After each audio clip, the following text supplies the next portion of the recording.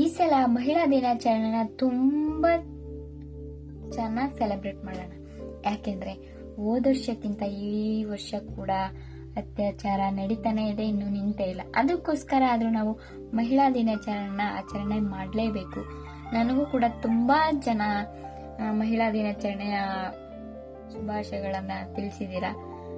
ಏನಕ್ಕೆ ಮಹಿಳಾ ದಿನಾಚರಣೆ, ನಮ್ಗೆ ಯಾವ ಕಡೆಯಿಂದ ನ್ಯಾಯ ಸಿಕ್ಕಿದೆ, ಎಷ್ಟೋ ಹೆಣ್ಮಕ್ಳು ಮೇಲೆ ಅತ್ಯಾಚಾರ ಆಗ್ತಾ ಇದೆ, ಯಾವ್ಯಾವ ರೀತಿ ಅತ್ಯಾಚಾರ ಆಗ್ತಾ ಇದೆ ಅಂತ ನೋಡೋದಾದ್ರೆ, ಇವಾಗ ಬಿಕಿನಿ ಡ್ರೆಸ್ ಅರ್ಧ ಬಟ್ಟೆ ಹಾಕೊಂಡು ಓಡಾಡ್ತಾ ಇರೋ ಮೇಲೆ ಅತ್ಯಾಚಾರ ಆಗ್ತಾ ಇಲ್ಲ. ಅದೇ ಹೆಣ್ಮಕ್ಳು ಅವರ ಕಾಲ್ ಮೇಲೆ ನಿಂತ್ಕೊಂಡು ಅವ್ರ ಮನೆ ಮೇಲೆ ಕೆಲಸ ಮಾಡ್ಕೊಂಡು ಅವ್ರ ಮನೇನ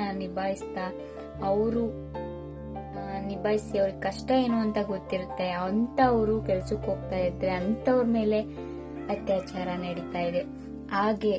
ತಾನೇ ಹಾಲು ಕುಡಿದು ಮಲಗಿರೋ ಅಂತ ಕಂದಮ್ಮನ ಮೇಲೆ ಅತ್ಯಾಚಾರ ನಡೀತಾ ಇದೆ. ಹಾಗೆ ಕಾಲೇಜ್ಗೆ ಹೋಗೋ ಹುಡುಗಿರ ಮೇಲೆ ಅತ್ಯಾಚಾರ ನಡೀತಾ ಇದೆ.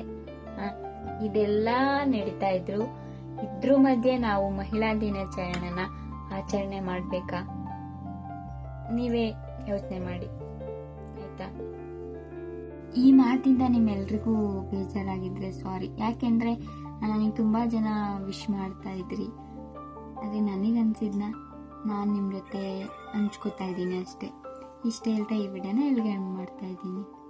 ಹಾಗೆ ಯಾರ್ಯಾರಿಗೆಲ್ಲ ನಿಮ್ಗೆ ಮಹಿಳಾ ದಿನಾಚರಣೆ ಆಚರಣೆ ಮಾಡ್ಬೇಕು ಅಂತ ನಿಮ್ಮ ಮನಸ್ಸಲ್ಲಿದೆ ಅವರೆಲ್ಲ ಆಚರಣೆ ಮಾಡ್ಕೊಳ್ಳಿ. ನಿಮ್ಗೂ ಕೂಡ ಮಹಿಳಾ ದಿನಾಚರಣೆಯ ಶುಭಾಶಯಗಳು. ಆದ್ರೆ ಈ ಅತ್ಯಾಚಾರ ಯಾವತ್ ನಿಲ್ಲುತ್ತೋ ಅವತ್ತೇ ನಮ್ಮೆಲ್ಲ ಮಹಿಳೆಯರಿಗೆ ಒಂದು ಒಳ್ಳೆ ಗೌರವ, ಒಳ್ಳೆ ಸ್ಥಾನ ಈ ಸಮಾಜದಲ್ಲಿ ಸಿಗೋದು. ಅಲ್ಲಿಗಂಟ ಯಾವುದೇ ರೀತಿ ಮಹಿಳಾ ದಿನಾಚರಣೆಗೆ ಬೆಲೆ ಇರಲ್ಲ ಅಂತ ನನ್ನ ಅನಿಸಿಕೆ.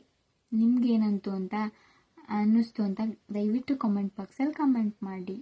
ಇಷ್ಟ ಹೇಳ್ತಾ ಈ ವಿಡಿಯೋನ ಇಲ್ಲಿಗೆ ಎಂಡ್ ಮಾಡ್ತಾ ಇದ್ದೀನಿ. ಮತ್ತೆ ಮುಂದಿನ ವಿಡಿಯೋದೊಂದಿಗೆ ಮತ್ತೆ ಸಿಗ್ತೀನಿ. ಅಲ್ಲಿವರೆಗೂ ಟೇಕ್ ಕೇರ್, ಬಾಯ್.